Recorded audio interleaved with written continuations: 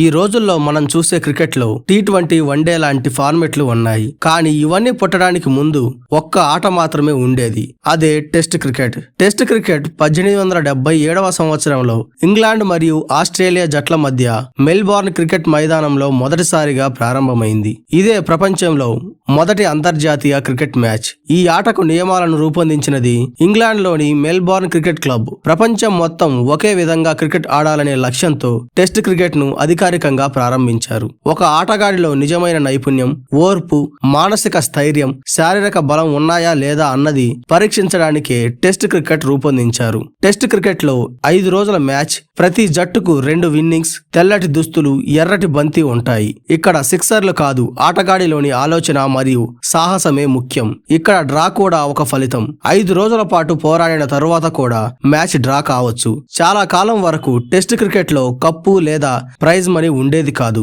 Series గెలిచిన జట్టుకు గౌరవమే బహుమతి. కానీ 2019లో అంతర్జాతీయ క్రికెట్ మండలి వరల్డ్ టెస్ట్ ఛాంపియన్షిప్ ను ప్రారంభించింది. ఇది టెస్ట్ క్రికెట్ కు ప్రపంచ స్థాయి పోటీ. ఈ పోటీ గెలిస్తే ప్రపంచ టెస్ట్ ఛాంపియన్ అనే బిరుదు, ప్రత్యేక ట్రోఫీ, కోట్ల రూపాయల బహుమతి లభిస్తుంది. కానీ డబ్బు కంటే చరిత్రలో పేరు మిగలడమే అసలైన విజయం. అందుకే అంటారు, టెస్ట్ క్రికెట్ ఆటగాడి ఆటను కాదు, అతని వ్యక్తిత్వాన్ని పరీక్షిస్తుంది. ఇది ఆట కాదు, ఇది ఒక పరీక్ష. అదే టెస్ట్ క్రికెట్. Thank you. జై హింద్.